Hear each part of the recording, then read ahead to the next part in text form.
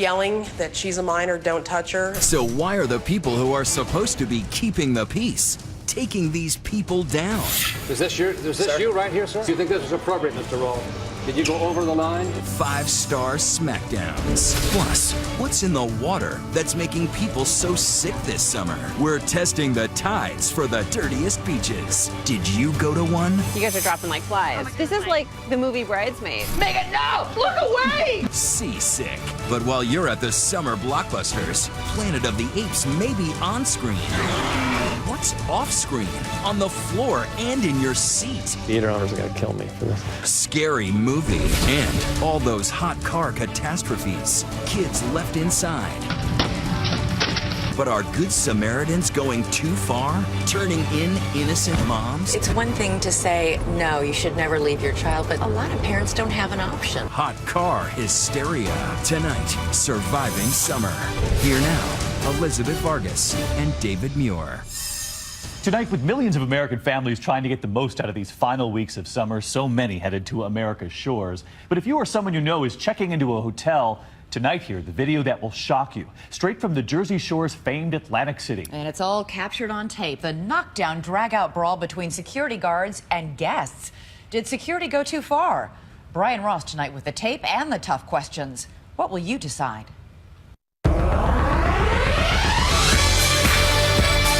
In its jazzy marketing campaign, Atlantic City and its casinos promote the New Jersey oceanfront resort as a place where everyone is welcome. Gamblers, hipsters, and families. That's not what the Binns family of Cape Coral, Florida found. It was miserable. It was absolutely miserable. University of Pennsylvania student and classical guitarist Sean Oakes fared no better. Not what you expected when you came to Atlantic City? Not what I expected. And it was even worse for former college basketball player Rob Coney, now a junior accountant in Philadelphia. I'm laying in the pool of my own blood. I thought I was dying. I thought I was dead. All of this took place in one casino in Atlantic City, Harrah's, part of the giant Caesars Entertainment Corporation, one of the biggest gambling companies in the world. There's all security using unnecessary, unprovoked violence to handle situations. The incidents have now led to a series of lawsuits against Harrah's and its parent company, with casino surveillance videos provided to 2020 by lawyer Paul D'Amato, who calls them the best evidence of negligence, assault, and battery against his clients. No sane person can explain the conduct that we see in those videos. Even if you're raising your voice at the front desk? Yes. Or having an argument with a security officer? This is the United States of America. The last time I saw and heard, we don't beat people up for raising their voices or getting upset. In the case of the Binns family, now suing Harrah's, voices were raised and security moved in after John Binns, a professional poker player, says he was being evicted because the hotel computer mistakenly did not list him as a guest, even though they'd been staying there for 2 days. Then suddenly, what few would consider good hospitality. They grabbed him and just slammed him to the floor. And all I could say was, get off of him, he's got a pacemaker. Renee Binns, a lawyer, and her daughter Andrea say they too got loud, afraid for his life. They were very rough, just like slammed him to the floor. And then, as mother and daughter walked away from the scene toward the elevators to their room, security swooped in to stop them. I just kept yelling that she's a minor, don't touch her, as loud as I could. Watch as the daughter is rustled to the ground and handcuffed. I didn't know where my mom was, and then I remember being brought to the floor and getting my face smashed into the marble floor. And then mom brought down, dragged off by a man her lawyer says is the casino's head of security.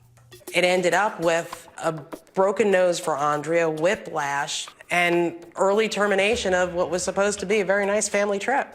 For 26-year-old college student Sean Oakes, a trip with a friend to Atlantic City was supposed to be a chance to meet girls. As part of its effort to attract more than the usual gambling crowd, Harrah's hosts a hugely popular indoor pool party, throbbing music, a packed dance floor with the liquor flowing. Oakes says his problem began even before he got inside, as a security guard closely inspected his driver's license. as seen on the hotel surveillance tape. And he starts to bend my ID in half. And I was like, oh my God, don't do that.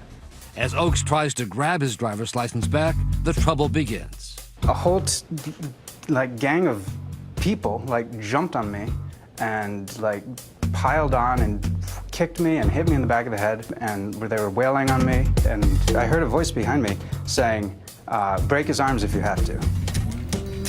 In the movies like Ocean's 11 and another called 21, casino security people are portrayed as very tough, at least in dealing with card cheats. In the real-life version, Oakes, who was not a card cheat, ended up, he says in this lawsuit, punched, kicked, and stomped on. In a complaint filed with police, a Harris security guard claimed that Oakes was the aggressor, but the complaint was dropped this week. Are you an aggressive, violent person? No, absolutely not. Been in many fights? Never. Until this night in Atlantic City. I wouldn't even call it a fight, though, because I wasn't fighting anyone. I was just being beaten. But the worst of the incidents at the popular casino involved Rob Coney, whose 6'7" height made him a standout basketball player in school. But security guards said his size made them fearful, according to a report later filed by an off-duty police officer working for the casino. Coney, in the plaid shirt, says the incident began when a guard wrongly said he had left the pool party and could not return. His friend, in the vest, apparently tries to calm things down by backing him off. Coney admits he had been drinking at the time, like most of those at the party, and became upset and used rough language. Coney says Harris security, including the off-duty Atlantic City police officer in uniform, kept at it, even as they were in the lobby, and his friends continued to back him away. Here the video shows the officer with his baton in his right hand, about to move in. And next thing I know, this officer strikes me in my throat, and then he brings his baton, and then he chases me and beats me. And I'm on the ground, and they're on top of me, hitting me. Coney is later hauled off, bleeding from his head. The off-duty officer would later claim Coney pushed him twice and charged him in a fighting manner. While Coney later pleaded guilty to a misdemeanor disorderly person count, no charges were brought against the off-duty police officer who beat him with the baton, and Coney has now filed a civil lawsuit. That's an assault. We showed the tapes of all three incidents to security expert and retired New York City police detective Nick Cassell, who says no language and nothing he saw on the tape justifies the baton beating. They may be irate, they may be loud. They may be obnoxious. The worst thing you could imagine does not justify you to hit someone with a nightstick. Not just hit them, he wailed at him. All of this could not come at a worse time for Atlantic City, where several of its casinos are closed or planning to close, as fewer gamblers have been showing up there. The new Atlantic City mayor, Don Guardian, has been pushing for the city to do more to make the resort a welcome, family-friendly place. The mayor said he had not seen the videos from Harrah's until we showed him some of them. So this is a surprise to you, in a sense. This is a surprise. He did not like what he saw. Beating can't be tolerated. It's unacceptable. Violence can't be tolerated. And as to that off-duty Atlantic City police officer with the baton, the mayor said as of the beginning of this year, police officers are no longer allowed to work for the casinos as bouncers. Isn't this a matter for internal affairs at the very least? Absolutely. I am going to raise it now because you've just brought it to my attention. Harrah's would not provide anyone to appear in our report. Mr. Earl, Brian Ross from ABC News. And when we went to find the director of security, Doug Roll, who the lawyer bringing the lawsuit says was present in each incident, Roll told us he could not answer our questions. Is this you right here, sir? Sir, like I said, unfortunately, we're not allowed to comment on any of this. Do you think this is appropriate? Sir, we're not allowed to comment on any of this. Okay? Do you think this is appropriate, Mr. Roll? Did you go over the line? Later, in a written statement, the casino said its security personnel are trained to use the least amount of force required while taking necessary steps to protect guests, employees, and themselves. But there was no comment on any of the cases involving the dramatic videos. This is a city that needs to be hospitable. That type of activity can't occur. When that occurs, we're in the wrong business. Coming up, sand, surf, and slobber? There's a whole bunch of urban slobber. Yep, slobber. So what else is making people so sick? Felt like a piece of poop. Will your favorite beach make our list of troubled waters? A day at the beach should never lead to a night at the hospital. Surviving the sea. Next.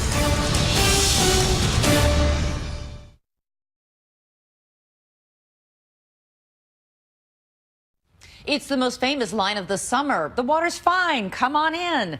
Well, not necessarily. As you've seen in the last week here, we've reported on that scare in the water. For a time, families told they couldn't drink it, not to go near it. So how do you know how safe that water really is? Tonight, the 2020 test. Cecilia Vega armed with a test kit, and the results are in. Ah, sweet summer, the time of year when we get back in touch with our more amphibious aspirations. Of course, this means close contact with Mother Nature's most notorious nuisances: sharks, alligators, jellyfish. Now, attacks from creatures lurking in the dark depths are serious, but they aren't nearly as common as the attacks from stuff inside the water that we can't see. There's a whole bunch of urban slobber from the upper watershed that makes its way down and then flows onto the beach. Steve Fleischle works for the National Resources Defense Council. And then you throw in the mix horse and bird poop, and it sort of makes a witch's brew of contamination at these beaches. Blech. All that bacterial brew may be bubbling where we least expect it. Let's start our magical misery tour right here at the Malibu Pier Beach in California, smack in the middle of wealth and glamour. This beach, Malibu Pier, is considered a repeat offender. Time after time, scientists have found bacteria in this water right here where you can see children are playing, surfers are surfing. We're going to take some samples and find out how dirty it really is. We packed our sample bottles in a cooler and headed for a lab. We wait for the results, knowing this water could be teeming with bacteria. But that's not stopping anyone from diving in. Now, most beaches post warnings if bacteria counts are too high, and even shut them down if the counts are out of control. But that could be too late for some swimmers. We surf all over the world. This is one of the only places where we're getting sick. It's kind of a bummer to hear that there's fecal matter. When you swim in contaminated water, there's a grim inventory of diseases that can be associated with that, from stomach flu to pink eye to ear infection to eye infection. Okay, Steve, we get the picture. Malibu Pier is in good company. The list of the worst bacteria-infested beaches spans the country, and sickness abounds from coast to coast. Our next stop, Horseshoe Lake in Washington State. It might look like the perfect spot to take a summer dip, but last month, swimmers there found out what really lies below the surface, the hard way. A summer scare in Kitsap County. The calls were coming one after another. 82 reported. 82 reported phone calls? Yeah. Wow. Families ended up praying to the porcelain gods. Do you remember what you felt like? Felt like a piece of poop. My stomach started to twist and turn. But oh no, it did not end there. My friend Wendy was sick. My uncle got sick. My friend Damon got sick. Her dad, a couple of the other neighbor kids. You guys are dropping like flies. Oh my gosh, yeah. This is like the movie Bridesmaids. Megan, no! Look away! Oh! And like the movie, what did we eat? Some of them thought they ate something bad, but we don't know if we have a leaky sewer line, toxic algae. We don't know if it isn't an E. coli outbreak. We don't know for sure what it is. But it was none of those things. The final tally of suffering swimmers soared past 300.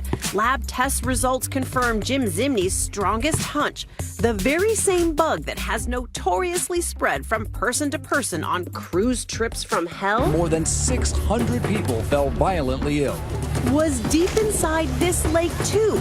The dreaded norovirus. Turns out this gastrointestinal bully can rule the waters too. One person who went into this water behind you was sick, and now hundreds of people suffer because of that. Yeah. It's that contagious. People are going in the water. They're basically taking a bath with everybody else who's out there in the water. The problem with viral contamination at beaches is that they're not sampling most beaches for viruses, they're sampling for bacteria. It seems summer outbreaks are popping up as often as a bad sunburn. On Lake Erie just days ago, nearly 500,000 Toledo area residents unable to drink water from the taps. That's no swimming, no showers, no teeth brushing, all because the usually blue waters turned into green sludge. It's from toxic algae that's gotten worse every year thanks to farm fertilizer runoff and leaky septic systems.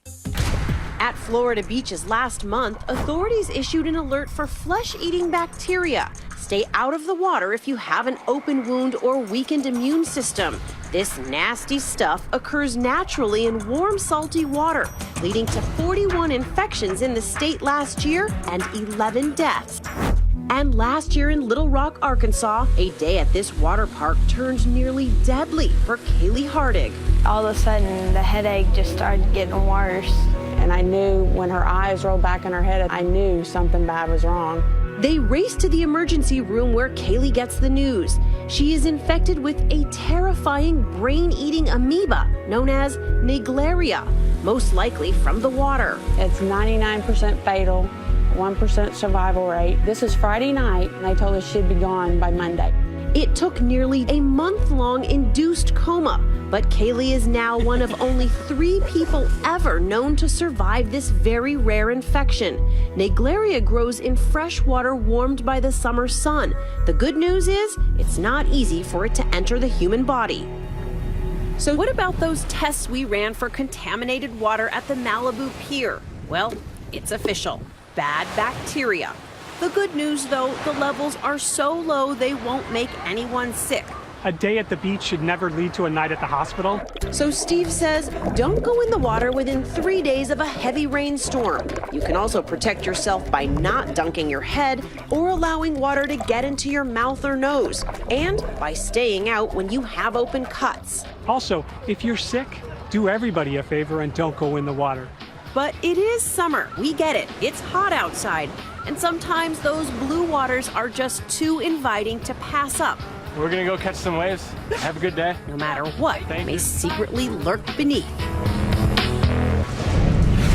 Coming up, you'll be shocked, literally. All we heard was kaboom. Freak lightning this summer, and it's striking inside your house. I was hit by lightning sitting on my couch. But why are men more likely to get hit? Oh my God. Surviving the sky. Next.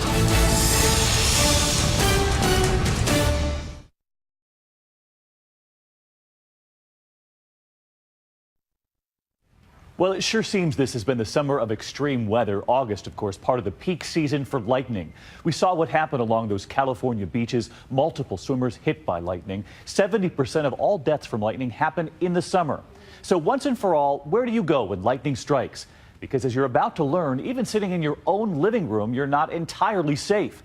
Meteorologist Ginger Z tonight with the reality check.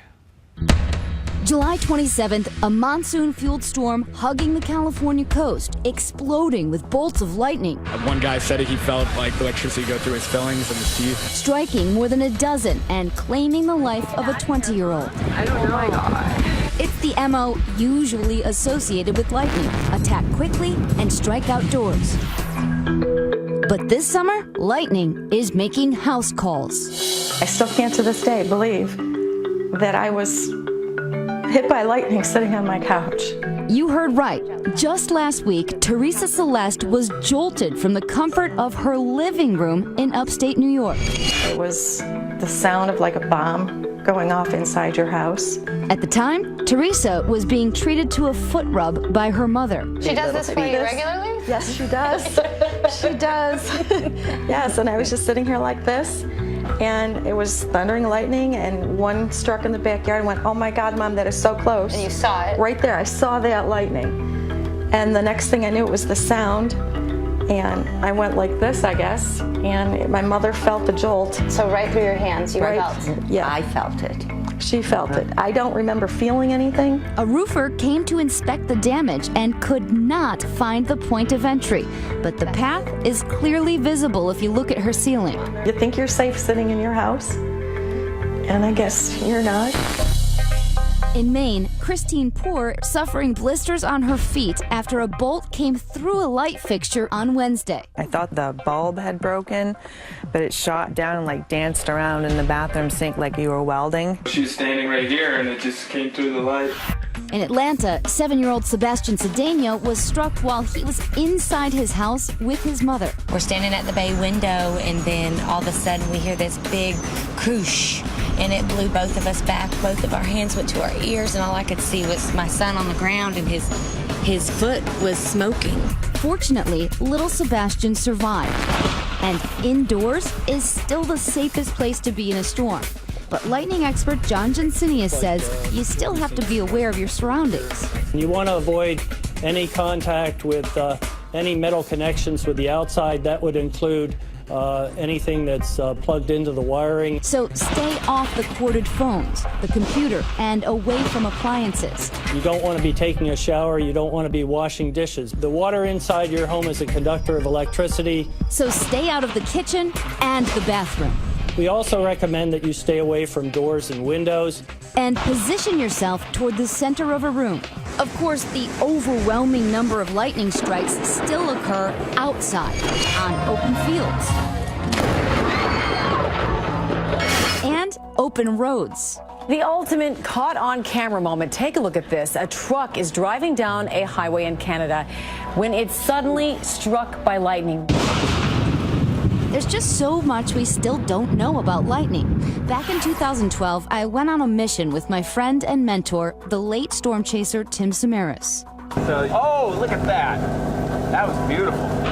Tim wanted a glimpse into what makes that power, that electric flash of light, and how we might better understand the mystery behind this lethal phenomenon.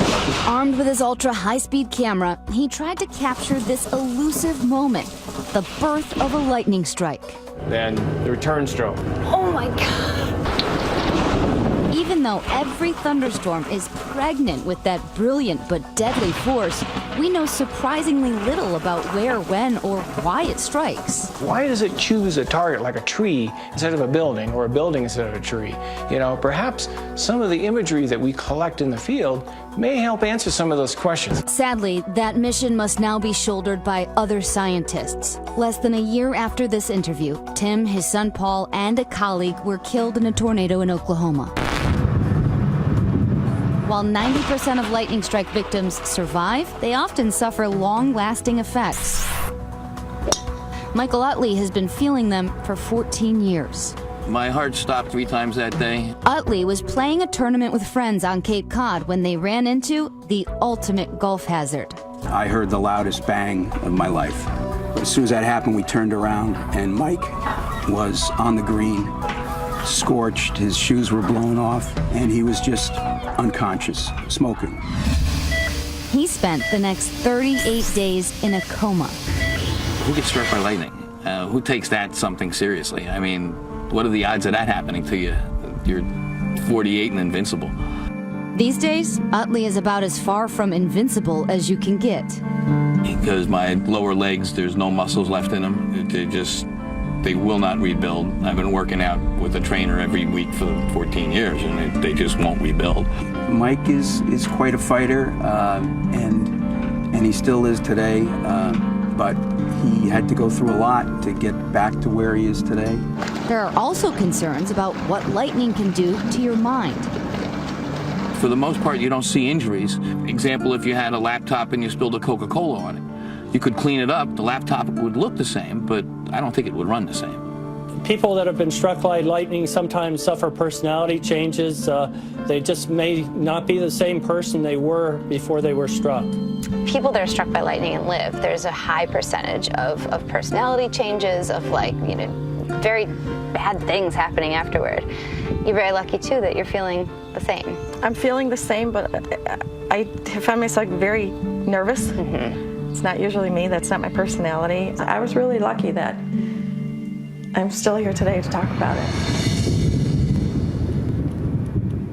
Of course, we're glad she's okay too. And here's the question for you tonight. How close have you been when lightning strikes? We are live tweeting. Ginger is too. Use the hashtag ABC 2020. And when we come back, a huge debate tonight. Children left in cars even for a moment.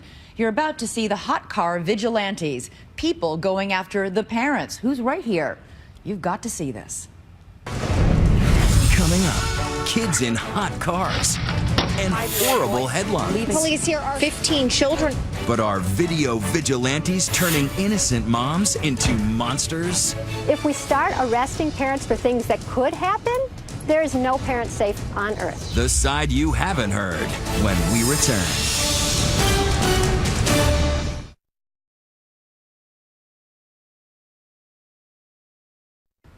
Nearly every parent has been in this position. You need to run a quick errand, but your child's in the car. Can you leave them there for a minute? In this summer's wake of horrible hot car deaths, more than 20 so far, some well-meaning parents are getting in big trouble. Complete strangers videotaping them and their kids. So tonight we ask, who's right, who's wrong, and what would you do? 'Tis the season. 5-year-old boy found dead inside a car, leaving his 3-month-old boy to die in a hot car. The season of scorching headlines. It's happened again. It's the second incident of a child being left in a hot car in as many days. 15 children have died. The season of amplified advocates. Children are dying every single year over and over again. The season of sincere and sweltering citizen selfies. And I'm going to see how long I can sit in this car with no AC. Well, I've been in here for about 15 minutes and I feel like I'm going to pass out. I can barely breathe out here. I'm suffocating. All alerting us to the hottest topic in child endangerment. Family vehicles becoming death traps as parents leave children unattended while temperatures rise to lethal levels. Man, don't be the next fool on the damn news talking about you left your kids in the back seat. Some of this is heated reaction to the most shocking case of the summer. Justin Ross Harris, a Georgia father, charged with murder for intentionally leaving his 22-month-old son to bake in a hot SUV for 7 hours. He has pled not guilty. The frenzied coverage of this case and other tragic child deaths is prompting bystanders to take action. As we showed you earlier tonight on What Would You Do, these folks were quick to intervene when they believed a mother left her baby in the back seat. That's my baby. Is she crying again? You can't leave her in the car by yourself. That's my baby, and I'm back here now. I don't care if it's your baby. I'm going to have to call it in. It's not that hot. Of course, we all want to keep kids safe, but this hot car thing has reached the point where some are saying it's time to chill. We've created a culture where we've almost deliberately confused people as to what constitutes a danger. Lenore Skenazy is a mother and an author known for her opposition to overprotective parenting. She says we are in the midst of a hot car hysteria. Did we just lock our baby in the car? Oh, Lily, it's okay. ABC. What are you singing to her? People get arrested for this, Mitchell. Invading every modern family. Rob, we locked our baby in the car and people are judging us. I swear to God, I'm gonna break it! Do not break. We really think that the minute a parent leaves the car, if the car is unattended for any moment at all, a child dies. Exhibit A, the case of Kim Brooks. I wasn't sort of given the benefit of the doubt and allowed, to make a parenting choice. Brooks is a mother and a writer whose ordeal begins on a brisk March morning. Temperatures are only in the high 40s. Kim's been visiting her parents with her 2 kids and is packing for her return flight home. Suddenly, she realizes her then 4-year-old son's headphones are broken. So she makes the 1-mile drive with her son to the store. And when you got to the store, what happened? He was playing the iPad game, and he said, can I wait in the car? I don't want to go in. I want to finish my game. It was really a split-second decision. So what did you do to make sure he was safe? So I pulled as close as I could to the store, opened the windows a few inches. I got out. I locked the door. In my head, I just thought, I'm not going shopping. I need one item. Kim says she's in and out of the store in 5 minutes. And with her son still happily tickling that iPad, she doesn't give it a second thought. That is, until she arrives back home and gets a voice message from the police. A stranger had taken cell phone video of her son alone in the car and reported it.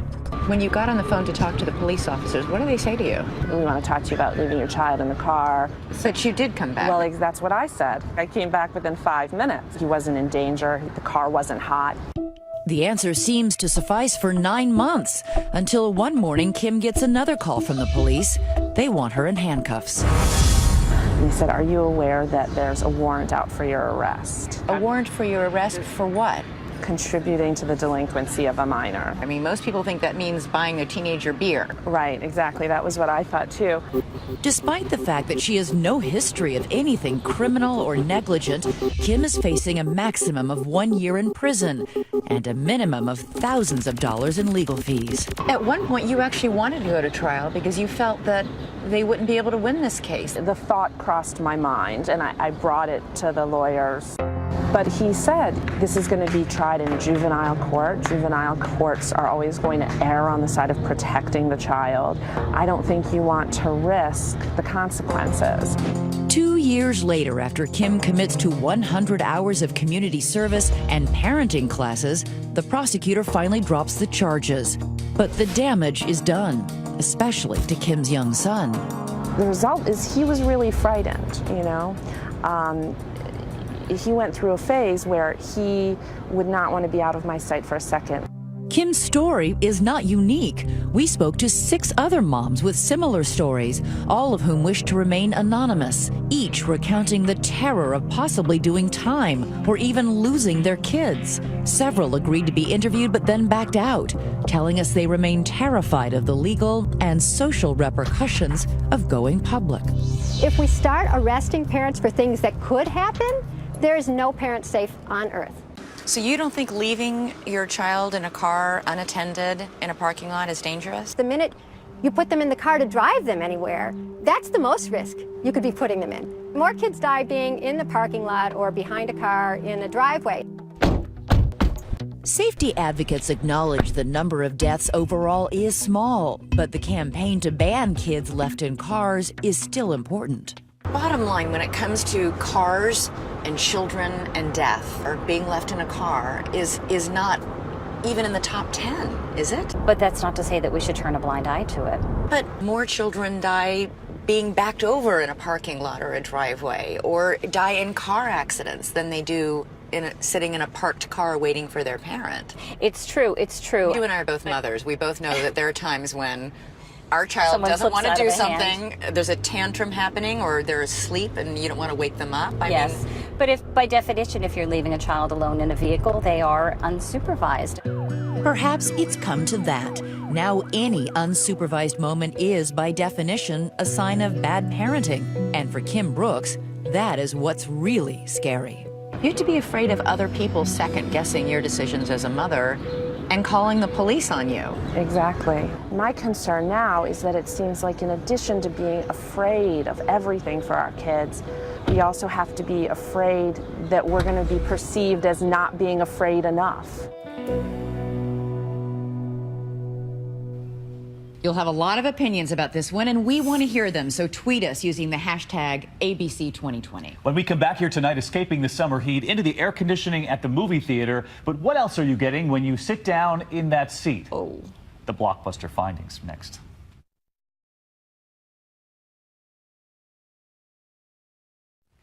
Well, it's the season of the summer blockbuster, but before you get spooked about what's on the big screen, what about what's in your seat or on the floor beneath you? When Nick Watt told us what he found, we couldn't believe it. This summer blockbuster season, you've got options. Together, strong. Pesky apes threatening the planet. Your standard homicidal super genius sex hot plot. Hello, and welcome to an evening with Annie and Jay. Or maybe you like a farcical rom-com. Instead of erasing the video like you said that you would, you accidentally sent it to all our friends and family? If you go to the movies, whichever genre floats your boat, you're going to find yourself packed inside a big dark room with a couple of hundred total strangers. What's that smell? What's that guy doing? What's that on my foot? Is that legal? That can't be clean. We went on a journey, swabbing theaters across the land, grilling the experts. There's nothing more crazy than owning a movie theater. To bring you the truth. There's no law that says they have to clean these seats. Yeah, that's disturbing. What goes on inside the movie theater once the lights are down? Well, you could tell by what goes on inside the movie theater with what you find after the movie. Okay, go on. Used condoms, Really? You got a romantic comedy, it's like the Mile High Club, and it's going to happen in your theater, trust me. 2 weeks ago, this couple was arrested for indecent exposure after some hanky-panky during a showing of Godzilla. They've pleaded not guilty.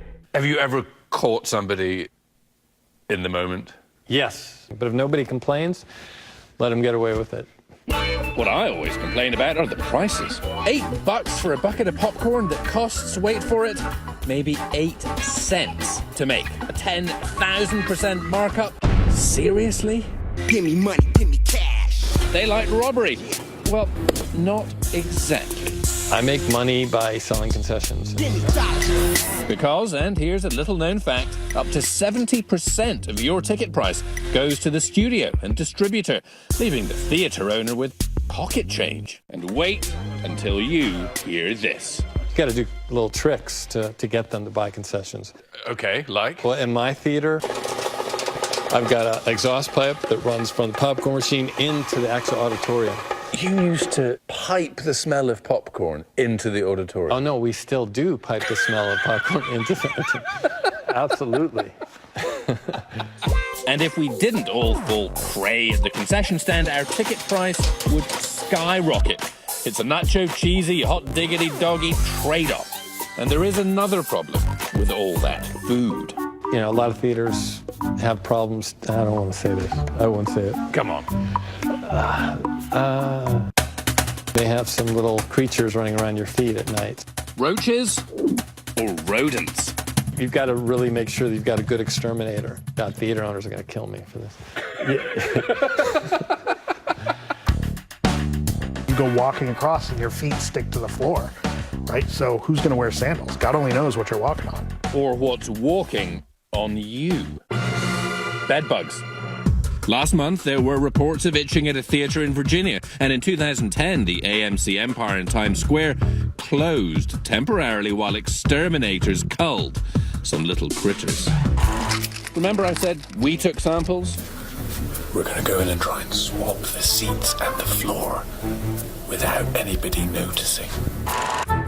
We did this in a bunch of theaters in New York and Los Angeles, and we came back to Dr. Philip Tierno to analyze our results. The seat and other areas of the theater are contaminated with the public that sat before you. Now, most theaters are not problematic, but at the theaters we visited, on armrests and even 3D glasses sealed in plastic, we found traces of all kinds of live organisms with big, scary names. Microscopic bugs that can cause things like food poisoning, boils, and sinusitis. In a Manhattan cinema, we detected bacteria usually found in cattle and soil. Don't ask me. On seats in both LA and New York, we found bacteria common in human feces. More understandable, just as gross. Are there government laws as to how often you have to clean these chairs? No, unfortunately. There should be. Some theaters don't. I've been in theaters that they don't clean up. The National Association of Theatre Owners had no comment. Okay, Doc, so help us out. How do we not get that stuff in our mouths? If you're going to hit the armrest, keep your hand in the air so that you can go to the dirty hand, this one that can touch anything, including the outside of the popcorn box, and then you eat your popcorn with your good hand. Always have a good hand and a bad hand. Micrococcus luteus on the